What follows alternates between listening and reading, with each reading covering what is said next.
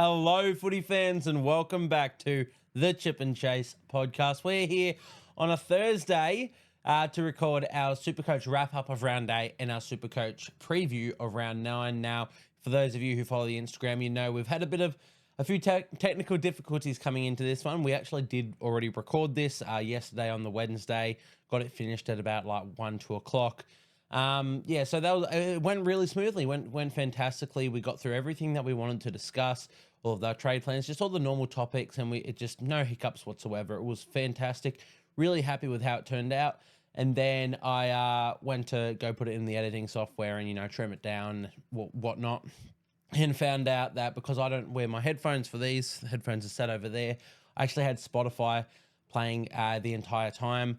So Rugby League Guru podcast was just blasting the entire time I'm recording. So when I went to, edit it and upload it, there's just Guru talking over the top of me, and it just stuffed it up. I've been, it's 11 today on the Thursday. I've been trying to salvage that audio to no avail. So we're going to have to re-record, which is, let's look on the bright side. There's a few good things. There's a few late changes that have happened since I did that initial recording, so we can discuss them a bit more in this podcast. So that's good there. It hasn't changed any of my trade plans and whatnot. I'm going to be really transparent with everything that I was going to do and whatnot. So we'll get into them. But as you guys can see, or if you are listening on an audio platform and you want to be able to see these ones, of course, are recorded on YouTube and upload to YouTube. So you can see me. I've got the face cam going. We've got the Supercoach up on the screen as well. So if you guys are more of a visual learner, head over to the YouTube channel and you can see this one. We're getting a lot of traction on the YouTube, and I want to thank you guys really for everything that's going on there. Everyone who's commenting, reaching out, it's fantastic. I really appreciate you guys. Just really enjoy doing this, and you guys are making that sort of a reality for me. So thank you guys so much. But let's get straight into the Supercoach side of things, shall we? So as I said, as you guys can see up on the screen, we have how I went in round 8. We scored 1,381 in round 8. So that was the top 2% of all scores that round. 3,497th round rank overall. So really, really good week for us. It was a high scoring week in general in round 8. I think it was all sort of typified by whether or not you captained Hynes or you didn't. I think that was the big swing in the week. But lots of 100-plus scores, lots of just berserk scores. You had Sammy Walkers, Cameron Munsters, Ruben Garricks. There was a lot out there. So a lot of people, even if you didn't captain Hynes, you're probably around that 1,200 mark just because of how crazy, how mental the week was. But if you captain Hynes, we'll get to, but like I was lucky enough to do, you get a really good score like this. So that's pushed us up 5,892 ranks, putting us into a season rank of 3,315th. So as I said, we've been having green arrows every week, and I'm really, really happy with that. Again, quite happy with how the team's sitting, where it's all sort of shaping up. Really happy with all that. Total score of 8,772, so the top 2% of all players right now, for anybody who's wondering that. But really happy with how it all went out. We're going to try and fly through this a little bit more. So we'll get straight into the actual team review and see how they all went. So starting with our hookers, it's a tale of two opposite ends of the spectrum here. Brandon Smith, 28. It's 2 back-to-back scores from the Cheese now. Not very happy with that. Spoiler alert, he's on the chopping block this week. And as I said, as he was before all of the new news had dropped. 28 points from Brandon Smith. Disappointing, but, what can you do? He's scored a few good ones. He was just a pod that we went at the start of the season. I think by the end of this, he has technically made money. He hasn't been like a train wreck by any stretch of the imagination, the Cheese. But 28, yes, definitely disappointing. Luckily, if you guys follow the Instagram, you'd know that we did end up using a late boost last week. I think it might have been after the first game or something. I just had a gut feel. Harry Grant against the Bunnies. I'm like, let's do it. Look, he had 100 break even. He went very close to hitting that. He scored 95, so lost 4K or something. Nothing crazy. We traded Joey Lussick for him. We could have waited a week and not used the boost, which is what the plan was originally, but when you got gut feels about players, you guys know me. I just back you guys to trust your gut whenever you can. We did that for Harry Grant, and he rewarded us with a good 95 points there. So, yeah, 95 from Harry. Really happy with that. He was one of my playing reserves by the end. Brandon Smith had already played, I believe. So, yeah, couldn't exactly sit Brandon Smith for the round. But that's all right. We move into our front row forward. Another sort of, two opposite ends of the spectrum here. We got 83 from Jack DeBellin, finally repaying some of the faith I've shown in him. He scored a little cheeky try in this one in a game where the Dragons lost, 60 to 18. So there weren't many points to come for the Dragons. And if I had to tip any of the try scorers that would be crossing the line, Jack DeBellin would have been the bottom of my list. But hey, he managed to cross over and score us a nice little 83 points. Really, really happy with that. It's not really what we brought him in for. We brought him in for base stats, and they've been a little bit down just on Dragons have been winning games, and when they're winning games, he can't make the 50 tackles a game. But hey, 83 points this week is very, very good for us. Terrell May, 29 points. We'll get to him in a bit when it comes to the trade plans. I believe Jared Warrior-Hargrave. Oh, look, we'll just get to that in a bit. But 29 points from Terrell May. Yeah, not great. A lot of people have got May on the chopping block this week, though that might change when we get to the teamless news that has just broken sort of today and last night-ish. But again, 29 points, not ideal. Our other two front rowers, Sam Hughes on the bye, didn't play, and Viliami Fafita, our Nuff, did not play, so we ignore them. Moving into our second row forwards, we had Kai Pearce-Paul prop us up with 44 points. Not ideal. You know, he's a weird one, Kai Pearce-Paul. He's had a couple of really, really good weeks, and sort of bordering on keeper with the way he's scoring. Then it comes a bit crashing down to earth with this one in a game that the Knights won too. It's interesting. He's not playing bad from an NRL perspective, just sort of this Supercoach scoring 44 points. Look, it's not bad. We're not going to be too upset with it, but hopefully we can get a bit more out of him in the future. Angus Crichton, 119. Now, this is what we wanted. You guys know me. If you listen to any of my other podcasts, my round reviews, etc., I genuinely, wholeheartedly believe that Angus Crichton at his best is the best second rower in the NRL.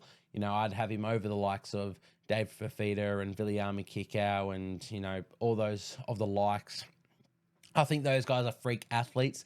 I think they're monster like Homalo or Lakawatu. They're just monstrous, impossible to tackle scenarios, and they've got so much talent. Well, I think Angus Crichton is the perfect prototype second row. How he hits his lines, how he offloads, how he tackles, everything about him. Like if you were to draw up every stat and just, draw the best second rower based on every, what you want out of a second rower, you'd end up with Angus Crichton. He's just that guy. 119 points, scored a try and a try assist, I believe, in this one. So yeah, look, we're very happy to have brought him in. Hopefully he can remain a sort of keeper for the rest of the season, Angus. Morgan Smithies, 45, not ideal. I think everybody's sort of just sitting there. They keep on saying Morgan Smithies, he keeps on getting a rest with the final 10-15 to go because Raiders are getting blown out of games. I'm not sure how much it is Raiders getting blown out of games that gives him the rest or if it's just part of the game plan. But, there's definitely been a few games thrown in there where he's played really good minutes. He's played 80 and scored incredible. 45 and I think 65 minutes, I want to say he played. Look, it's fine at face value. We keep sort of playing him over Beau Fermor, which is... Look, it would have been a 14-point swing. It's not that much. Would it have got me 1,400 for the week? No. So, like I said, it's not that deep. But yeah, 45 from Morgan Smithies. A lot of people looking to sell him. Probably not in my goals. I think there's more pressing issues in my side. B, I'm just going to hold him for that bye period. I think he's just going to be a nice little consistent player to have. I also don't think he's going to score like that low that he's going to reduce in price. I think he's going to stick around this price, maybe a little bit lower, maybe a little bit higher. Not too much difference there. So I'm going to hold on to Morgan Smithies. Josh Curran didn't play on the bye. Beau Fermor, 59 points. Didn't reserve any of these players either. But 59 from Beau Fermor, that's good. Again, as I said, I guess I've just got a little bit of a bias against him. I'm not even quite sure why. He's actually made me decent money. He made me almost 100k. Yes, 80k from Beau Fermor. He's up to 550. He's scoring decently. I just refuse to play him. But that might change this week. We might have to give him a reserve or even a starting tag this week. And Joe Chan, 39. He's just doing it for us. He's made, 80K? 87K, which is fantastic because for a while there it looked like we were going to be getting nothing from Joe Chan. So 39 points, was a try involved in that, I believe. Look, it's just face value again. We're just here for the points and the cash rise, and we'll move him on when the time comes. We move into the man of the moment, the star of the show, Nicho Hynes. As you guys can see there, we got that captain band on him. So 160 ended up doubling to 320 points. As I said, it was a lot of the difference in a lot of people's weeks was that sort of score. So yeah, fantastic. A lot of people went with Cleary, who I don't own, and thankfully, which we'll get to. Yeah, I just saw Hynes against the Raiders. People saying Raiders are going to get up for it because it's in Canberra.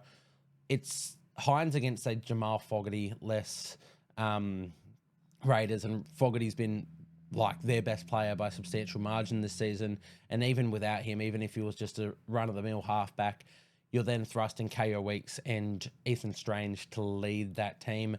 Both really young players, both not halfbacks. So, yeah, I just saw Hynes having a field day. Maybe didn't expect it to be to this proportion, but I thought he was going to have a good one, and he certainly did. So really happy with that. Luke Brooks, 40 points. I think there was another try assist in that too, so not ideal from Luke Brooks.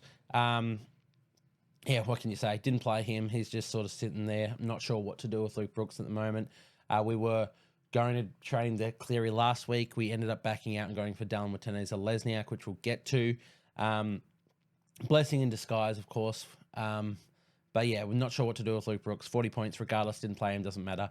Dylan Brown, 64. He's the king of junk time stats. Actually, my entire team is running off junk time stats, to be honest. Like, for the Sharkies game in particular, again, posted this one up on the story of the Instagram. If you're not following the Instagram, please go and do so. That's at Chip and Chase Podcast on the Instagram. Got a lot of good content going on there, and hopefully some more. And you guys can even just interact with me, message me, ask questions, etc., or just let me know what sort of content you'd like to see, because I definitely want to be making some more. And yeah, just not really sure what I really want to post on that yet. So let me know what you guys want to see, and we can make that a reality. But Dylan Brown, 64 points from him. Sorry, what we were going to say is the junk time points. Basically, for that Sharkies game, we had in about 5 minutes left to go, maybe even less than 5 minutes. We had Kale, who we have playing line break, 2 tackle breaks into a Nicho Hynes try assist, line break assist to Jahream, who scored a try line break and a couple of tackle breaks. That was like 100+ point swing in a game that was already won. Like, that gave me so many points because I had the captain and Nicho, so I get all of that doubled, the try assist and line break assist. I've Jahream, who scored the try, had the line break, and a couple, I don't know if he got the line break technically. I'd want to say so, but technically it was sort of broken field play. I don't know. And then just regardless, Kale getting all those points as well. It was 150+ point swing for me. It was fantastic. In a game that was already dead and buried, the last game of the round. Yeah, I'm living off these junk time stats. But yeah, Dill Brown at 64, we take that. Lockie Galvin, 54 against the Panthers as well. He seems sort of matchup proof. He's just doing a lot, Lockie Galvin. I love him as a player. He goes after the game, playing some really good footy. So 54 points from Lockie Galvin. Didn't play him once again, but we'll be forced to this week with Dylan Brown on the bye, and I'm not going to be too sad about it. Into our centre wings, we got the 76 from Valentine Holmes. He keeps doing it. Even in games that they're losing, he manages to cross for a cheeky try and get 75+ points, which is great because it makes it really hard for players like other people who don't own to get to him. I don't think he's actually playing that good footy at Valentine Holmes. He's making a lot of errors. Yeah, I don't think he's actually playing the best footy from an NRL perspective, but he keeps crossing for that little try, and it just keeps him that little bit out of reach for players that don't own him, which is really good. So I'm really happy to have got him when I did. Dallin Watene-Zelezniak, we mentioned we got him in instead of Cleary. I thought Watene-Zelezniak was going to go bigger against the Titans than Cleary was against the Cowboys. Wasn't the case. I think Cleary scored 50 or 51, so it was a 4-point swing, but Dallin Watene-Zelezniak, substantially cheaper. Yeah, 47 points, not fantastic. I really expected 2 or 3 tries against the Titans. We didn't get any of that. But again, not upset with the trade. I'm still happy to have him in there. I think he can hopefully be a keeper. Excuse me. If the Warriors can pull their act together, I think he'll be a keeper. We move on to Jahream, 115 points. As we said, fantastic. He's repaid the faith I've had in him. Obviously, he was my pod since the start of the season. Had him in for my round 0 team. And just kept him in there. And he scored very consistently. Everything's just through base. He's had 1 try all season. Look at these scores. We've had 61, 64, 32, 59, 53, 64. Like, all of that is base, 1 try, and then we finally get repaid with a big score, 115. So happy for that. He's going to be another one that not many people can or will go to. Sharks have a tough run coming. I'm just really happy to own him at like 0.1% owned. Love Jahream. Roger Tuivasa-Sheck, 58. Again, all through base. Warriors hate going to the left. He's not getting many good ball, many attacking opportunities, so just have to work with what we got. And 58, he's going to consistently pull out these really good base scores, and I love that. Jack Bostock, 24, one of our reserves for round 8. Not ideal. I really thought the Dolphins were going to put a little bit of a score on the Pongaless Knights. Not the case, as we know, and no attacking stats for Jack Bostock. 24 points, not ideal. You can probably hold him for another week if you own him. I'm going to be looking to sell because obviously there is a certain Garrick of the Reuben variety that I will be trying to get before he goes up in price. James Schiller, 36. We didn't play him. Look, not ideal. I think he lost 4K, 7K, something like that. Lost 5K. But now he has missed the squad entirely, so he's not going to drop in cash. I'm just going to keep him there until the time is right, maybe next week, not sure.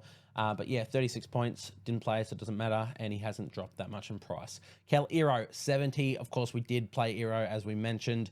Really happy for the junk time stats there. Even before the line break and a couple of tackle breaks, he was basing incredibly high 40s. I think he might have been up to about 48 before that sort of stuff. So he was doing really good. But yeah, really happy to get the junk time stuff as well. So 70 points from Kaylee Rowe, cannot be sad with that.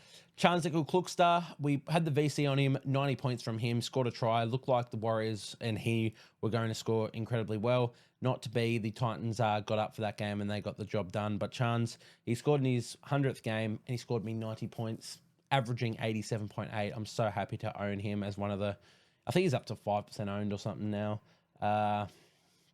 What does it say? 7%. Isn't that crazy? I got him when there was like 2 people that owned him, and it was Levi and I. So yeah, just happy with what he's doing there. Reece Walsh, 74. We brought him in, of course, for Callum Ponga, who got injured last week. Now, we'll get to it. There's a man that we talk about quite extensively in this, again, that I talked about in the podcast that unfortunately we cannot upload, but maybe regretting this one. I mean, I don't regret it.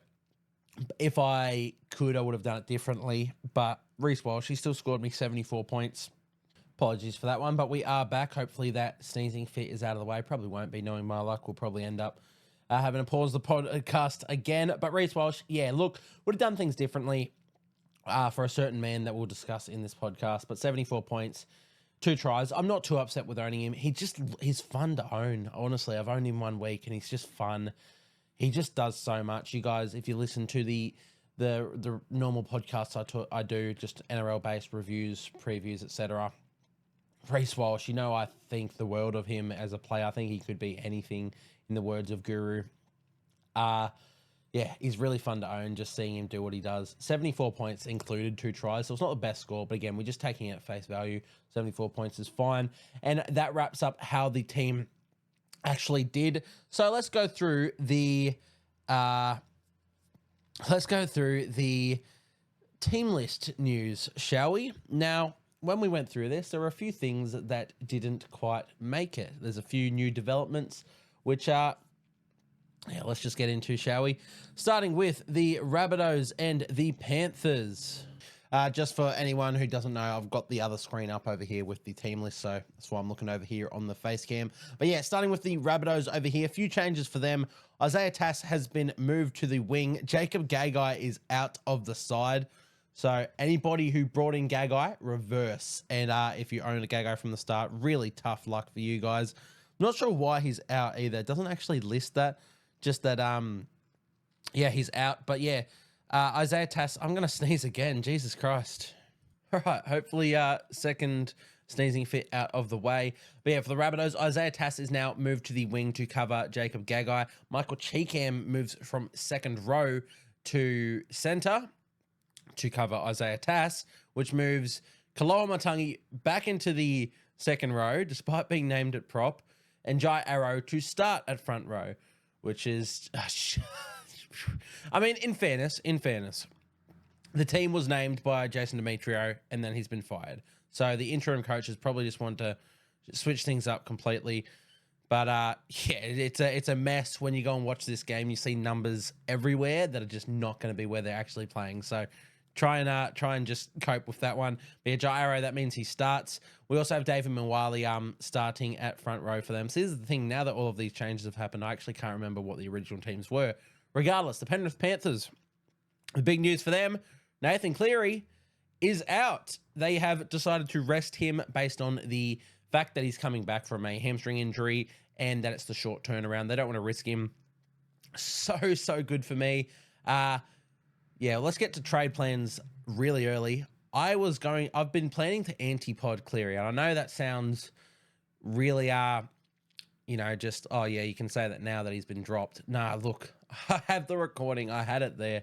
I can upload it with Guru's audio overlaid if you want. Yeah, I've been planning to anti-pod Cleary, and this has just completely validated that for me. So thank God. Really sucks for anyone who brought him in, but I don't have much sympathy. It's a dog-eat-dog world out there. I'm here to win. And Brad Schneider is now the halfback for the Panthers. The only other changes for them is that Moses Leota is back into the side, and Sonia Taruva comes back into the side as well. Jack Cole has actually also been brought onto the bench in jersey 18 in the expense of Dane Laurie. So interesting stuff there for those two teams. For the Seagulls and the Raiders, they have not changed a thing except for the Seagulls. Actually, sorry, the Seagulls have changed a thing. The suspension, Homale Olakau'atu out for 2 weeks, means we see Ethan Bullymore start at second row and Tuafofoa simply come on to the interchange. For the Raiders, Chevy Stewart has been rested, not dropped. He's not playing New South Wales Cup either.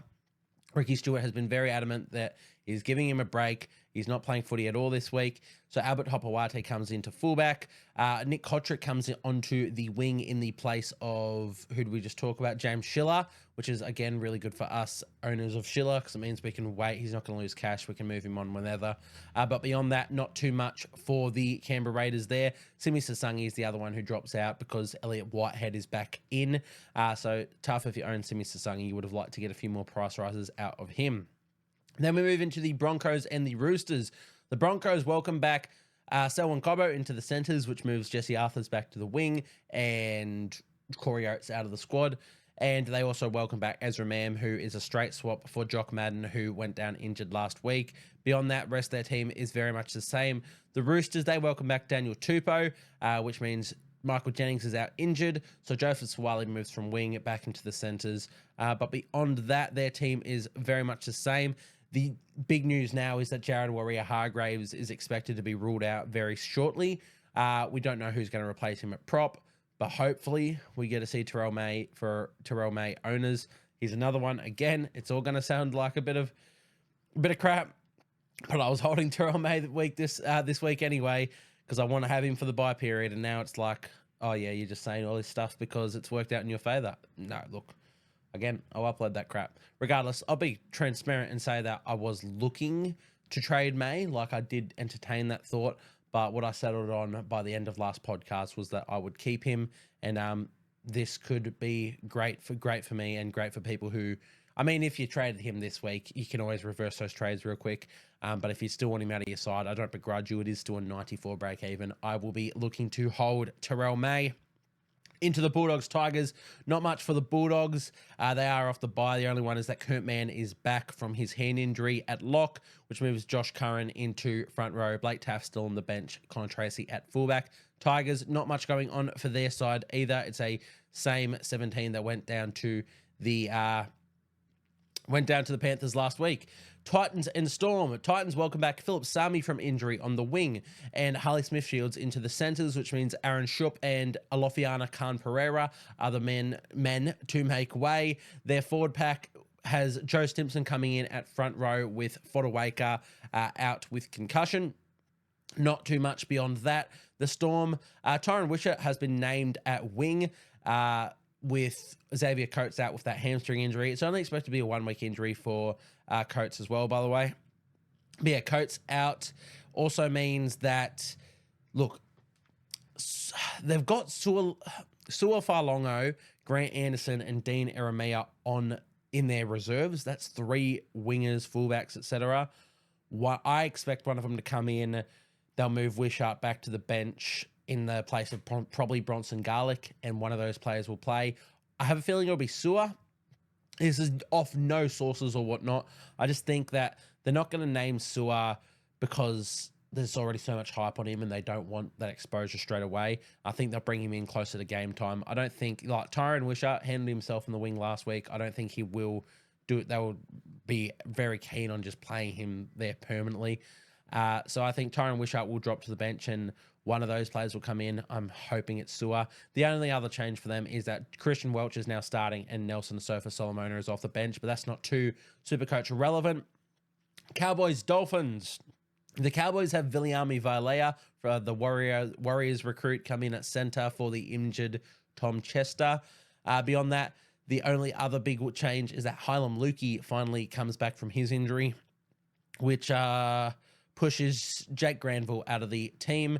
So Kulikafu Finafuiaki owners, I think maybe the time's up. Lukey will eat into those minutes now, and I think he'll be playing big minutes very shortly.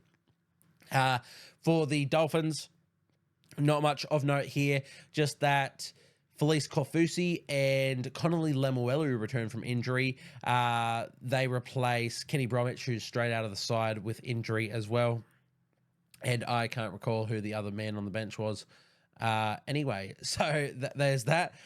Beyond that, we go to the Knights and the Warriors. Knights have named an unchanged 17. The Warriors have welcomed back Kirk Capewell into the second row and Bunty Arfoa onto the bench, which I think is going to be a massive inclusion for them. So that's at the expense of Zion Mayu and Paul Roach.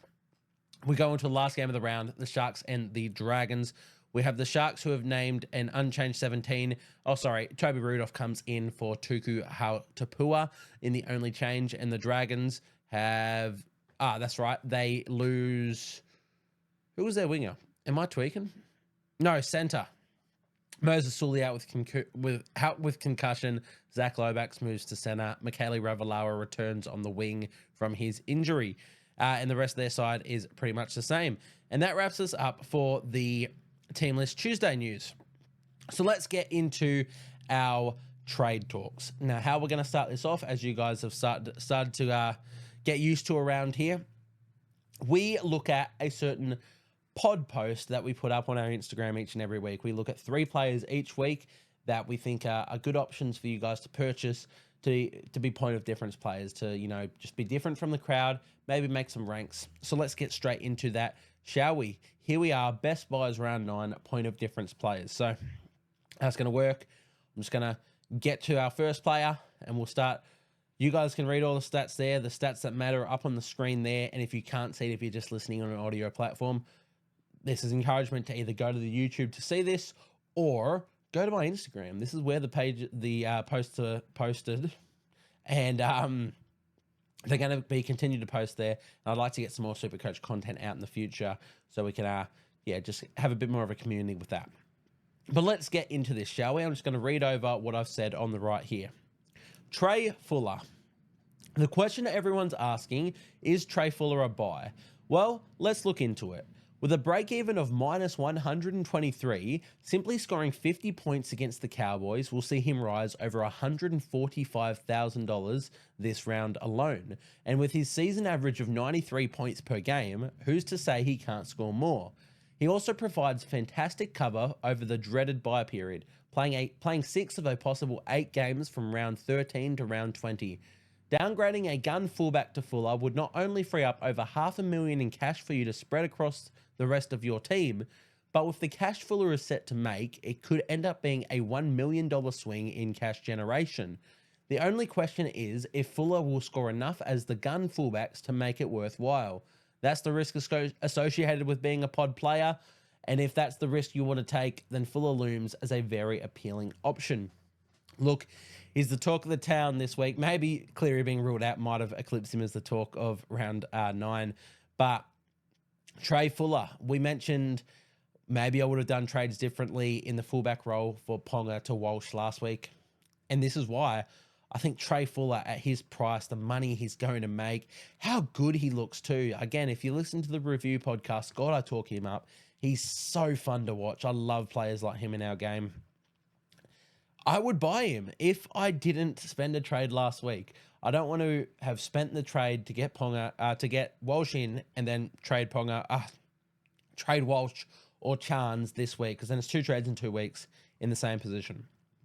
But if you didn't have to trade Ponga, if you weren't in that position, if you traded Ponga, like, and moved, what's his name? Kale Ero into fullback for a week, planning to get Drinkwater this week, I would get Trai Fuller. I really would. This is, look, yeah, we've just mentioned everything that's up there. Not just the money he's going to make, but how he's playing. The Dolphins have the best buy run of any team with how many games they're going to play. He's got a base of 37. That's so insanely high. I know it's only 2 games. It's all a small sample size, but basing 37 and score... look, I don't want to go too much into it, but Trai Fuller, it's definitely an interesting one. Of course, we did mention the risk associated. Is he going to score? Like, fullback's such an important and integral position in your Supercoach team. They're the highest scorers. They're captain options every week.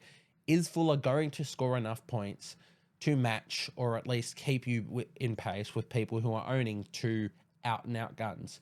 That's the risk. Based on what we've seen in his 2 games so far, yes, he can definitely do that. Especially when, a lot of these gun fullbacks, they're going to play Origin stuff like, I've got Reece Walsh. There's an Origin player. People have Trebojevic or Tedesco or Walsh, or they're all Origin players, essentially. Maybe even Dylan Edwards if you own him. Trai Fuller's not going to be. He's going to be so integral over that bye period. Look, it's definitely a decision for you guys to make. As I said, if I had not already used a trade in that position last week, I would look to do it this week. I'm not having that luxury. I'm not sure if this is going to be a make or break point of the season. There's a lot of Jahream Bula vibes of last year where you almost needed to get onto him. He was playing so good, making so much money. If you don't get onto him this week, you miss out on 150K. But guess what? You could still pick him up at 350. That's so cheap for someone who could potentially just be not a keeper, because he will lose that position eventually when the hammer takes it back after Origin, presumably. But, he could make so much money and be so important. Yeah, look, it's the talk of the town. I'm not the only podcast talking about him. And there's definitely a lot of food for thought. Hopefully, what we've put up here in our pod segment has given you, just a lot more, as I said, food for thought on this. The stats are up in front of you. Every other podcast probably says they like this, they like that. I like this, I like that. But there's the stats in front of you. That's what you're going to decide. That's what I've written up. Hopefully that can sway you in a way. I don't think it's a bad thing to do either. As I said, if you own 2 gun fullbacks, you're definitely not going bad for holding on to them. But if you don't, or if you haven't used too many trades and you want to jump on this, I don't begrudge you, as I said. But Trai Fuller is the first man in our pod list. He probably won't be pod for too long, but we had to include him. We wanted to do a bit of a segment on him. He needed his full own, little talking point. So we included him in our pod best buys this week. But let's get into the second one and probably take a little bit less time on this player. Briton Nikora is our second pod buy of the week. Once again, stats there, everything that you want to see for a player up on screen, and I'll read through what I have said. Briton Nikora, the fallen gun, bounced back in a big way in round 8 with a score of 93 points against the Raiders. His draw does get tougher after the Dragons this week, but his base should keep him scoring well regardless. The big appeal in Nickera, however, comes from the absence of Trindle. Oh, I've said however. No, I haven't. Anyway, comes from the absence of Trindle, with Hynes now having complete control of the side and focusing their attack on the right-hand side. He also provides great buy-around cover in an important position.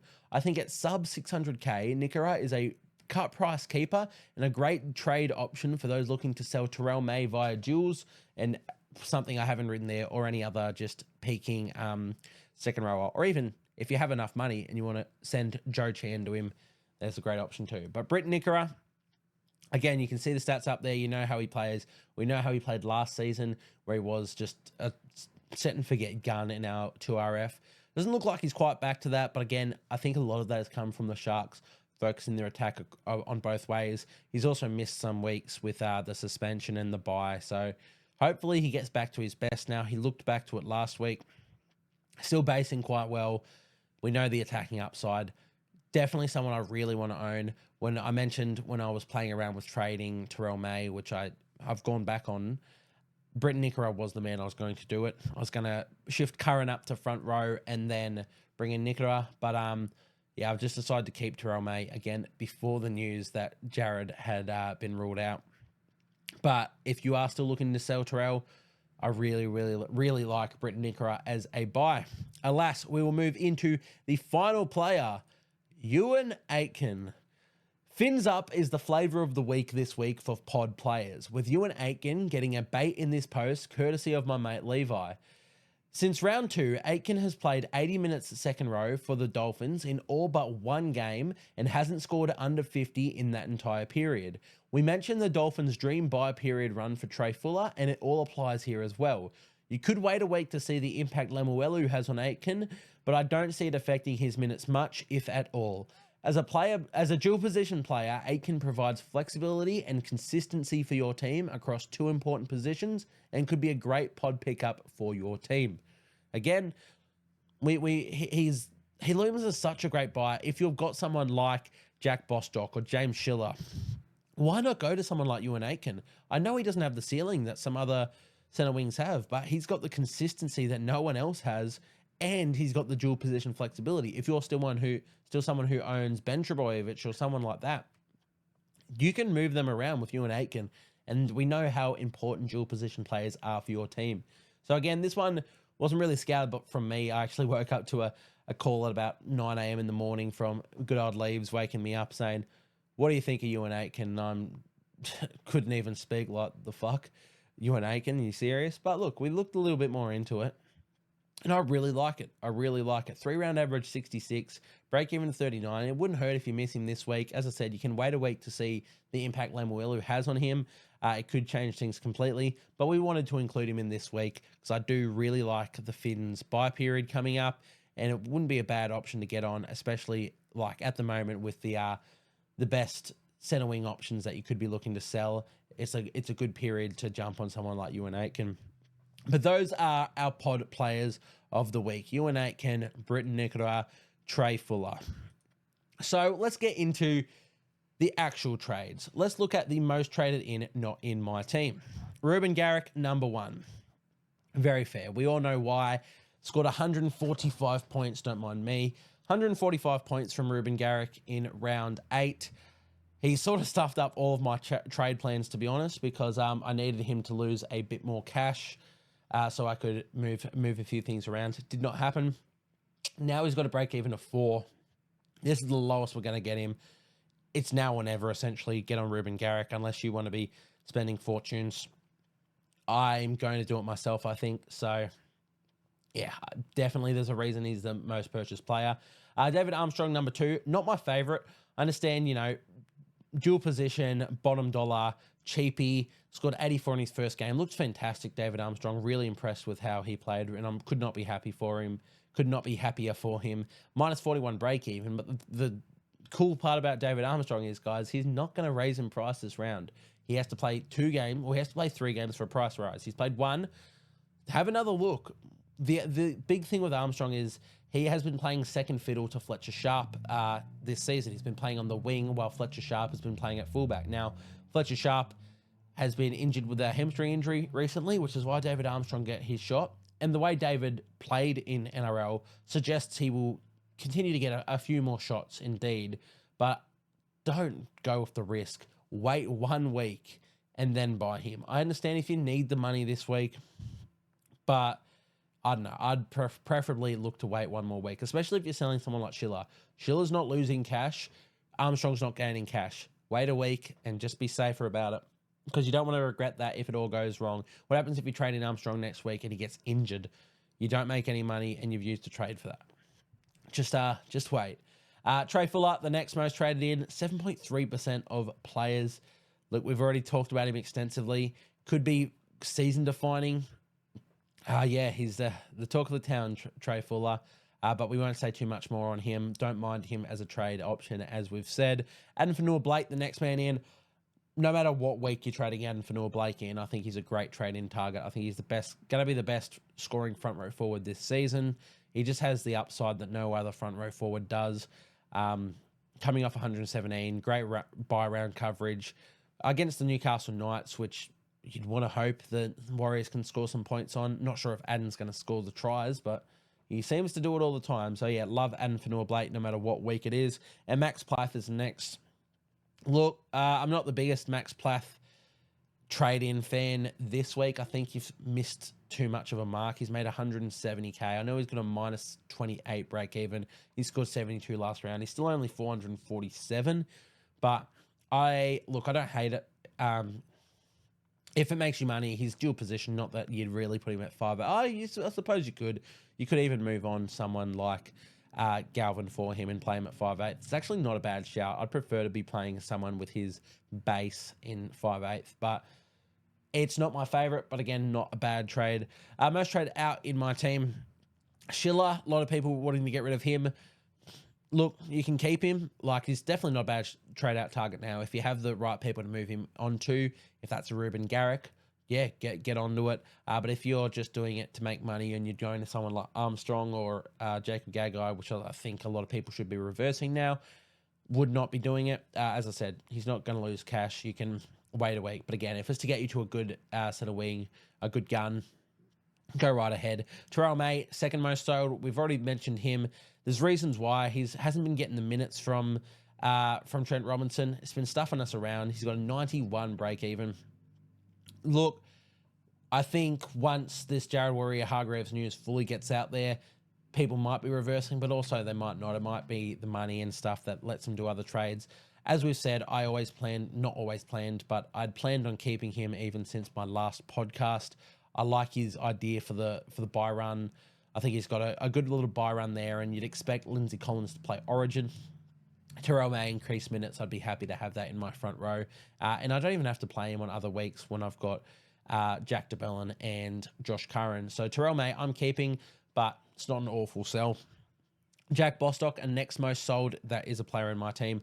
Yep. As I said, I'm looking to do it this week. If you do own him, you could hold him for next week. But I want to get on to Garrick, so I'm going to do it this week. Luke Brooks, next most sold in my team. Yeah, if it's getting you to a good halfback, that isn't Nathan Cleary, good. But again, I'm going to hold, and Morgan Smithies, I'm going to hold. So let's actually get into my trades, what I am doing. As we've just said, first one, Jack Bostock. He is going straight to Ruben Garrick, bang, bang. The fact that it costs me 3K, just a straight swap to move these two across, is crazy. And the only other trade I'm making this week is Brandon Smith, who's been a little bit of a letdown the last couple of weeks. He's about to lose cash to a Jaden Brayley, who's playing some fantastic footy. I'm such a Jaden Brayley fan. I love everything about him as a player. He looks so good for the Knights, playing 80 again now. So he comes in at hooker, hopefully makes some good money. Again, decent buy round coverage from Brayley as well. Not going to play him every week. I'll probably play him this week, but we'll have to see. But yeah, really happy for that. Leaves me in 171k in the bank. There are other things I could do. I could turn... would that work? Hang on. I just want to test this. Because if I could turn Joe Chan into... No, oh God, I've miscalculated completely. Don't worry. Scratch that. Who's out there, though, at this price point? Connor Watson? Nah, Max Plath. Not really. I miscalculated. For some reason, I thought they would leave me with 590k, not not 490k. But yeah, leaves me with 171k in the bank. But yeah, that's where I'm going to sit things for this one. Now I think I'm going to play Curran, and I think I'm going to play May as well. Originally, I was going to move Curran up to front row through the duels of Fafita and play him and sit May this week. I think I'm going to play May now, just because of the Jared Warrior-Hargraves out, which means I'll go second row forwards, Pierce, Paul, Crichton, and Curran. I could go Fermor. Again, I've been just somehow I always leave him out of my side. He's scored me 70 twice, so he's done his job. I'll leave him out again this week. Love you both, Fermor. You've done me well. Let's get into the rest of my side. Dylan Brown. The Sitvi starts in this one. I mean, Dylan Brown, he's not playing. Galvin comes in. So let's actually look at the actual Sitvi starts this week. So Sitvi starts out of Brayley, Fermor, Smithies, Brooks, and Garrick Iro. So let's be real here. We're going to want to play centre wingers. Centre wingers are almost like the best position this year. They're just, they score so much. Their upside's there. So Garrick is going to be playing. I'm going to put a reserve on Tui Vasashek and Iro. Obviously, I have the reserve on Reece Walsh. And then my final reserve, I can go for the upside of Luke Brooks against the Raiders. I don't hate that. I'm very tempted by that.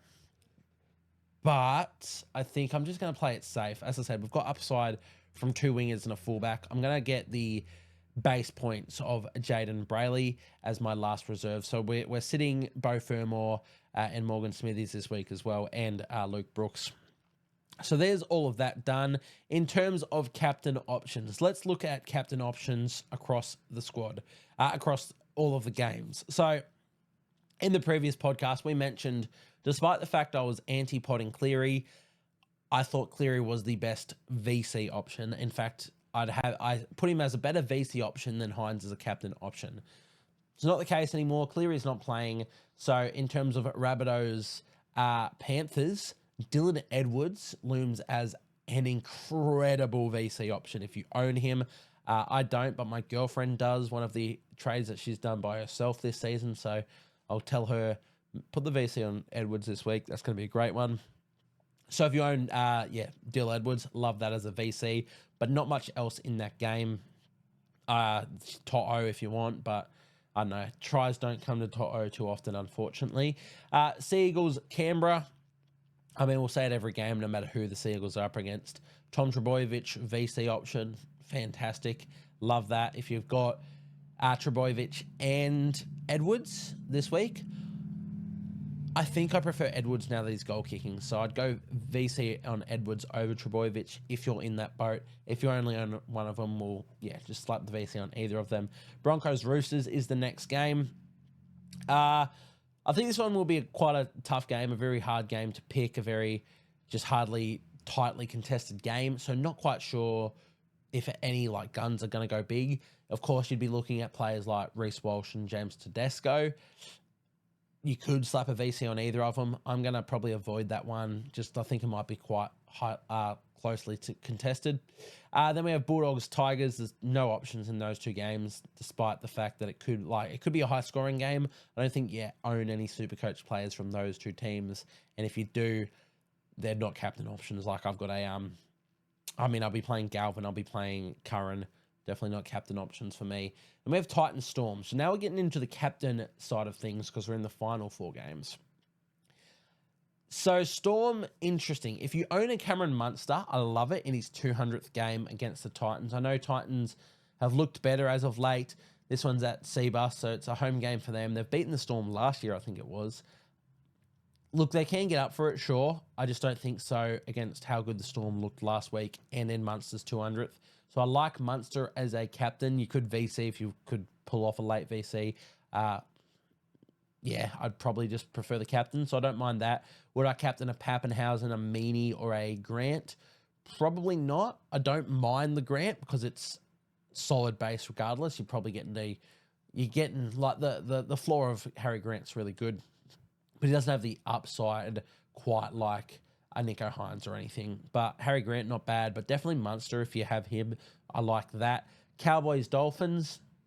You're looking at Scott Drinkwaters and Valentine Holmes here. I'm too scared of what the Cowboys throw up and what the Dolphins throw up each week. I don't really know when they're going to be their best. So I'd avoid captains in this one. But if you have a gut feel that a Drinkwater or a Valentine Holmes are going to kill it, back it in, go for it. It's not going to be for me, though. Then we have Knights, Warriors. Look, Warriors bias or whatever. I think the Warriors have to bounce back. In saying that, I went and saw this game last year when the Warriors were going really well and the Knights were struggling. This was before the Knights went on their run, and the Warriors lost this one. So, could happen again. I just think without Ponga, I know they won without Ponga this week. I think they can't do it again. I think Warriors, they have to bounce back after their poor performances. So, I would be looking at some captain options. If you have a Sean Johnson, I like it. If you have Chance, I like it. Dallin's a bit too pod for a captain, but if you really believe in it, you probably could. I really like Chance. I'm tossing and turning between him and Hynes. I think I'm going to sit it on Hynes, but we'll get into this last game, the Sharks and the Dragons. So the reason I said Cleary was a better option this week, before, of course, he was ruled out than Hynes.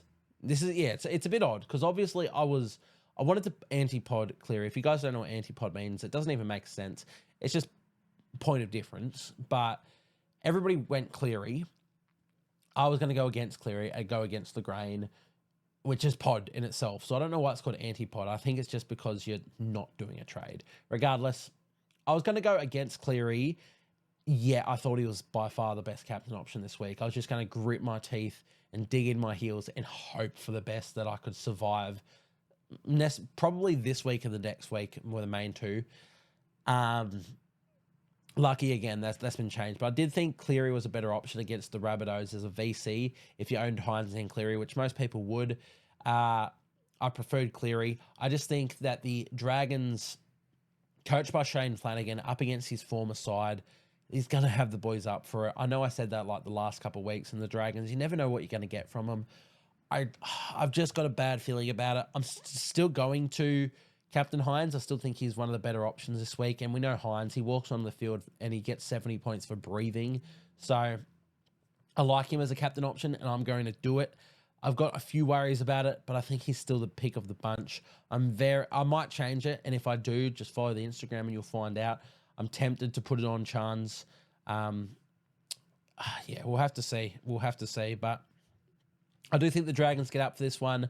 Whether or not it's enough to stop Hynes' Supercoach scoring remains to be seen. So we'll have to see that. But that concludes us. So yeah, thank you guys. Sorry this one's out on the Thursday. Obviously, as I said, we had technical issues yesterday, and then I was busy. I actually went to a concert last night, so I couldn't just re-record it on the Wednesday and get it up for you guys. So we'll get it up today on this Thursday.